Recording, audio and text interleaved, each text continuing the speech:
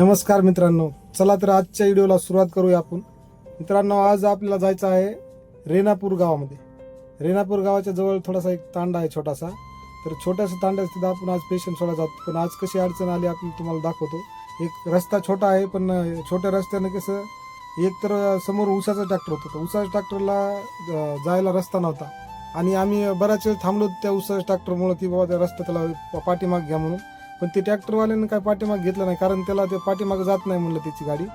तर मग आपल्यालाच पाठीमागे घ्यायला लागलं. तर पाठीमाग घेऊन तरी पण अर्धा एक किलोमीटर गाडी पाठीमागे घेत राहिलं मित्रांनो, कारण रस्त्याच्या कडेला थांबायलाच जागा नव्हती.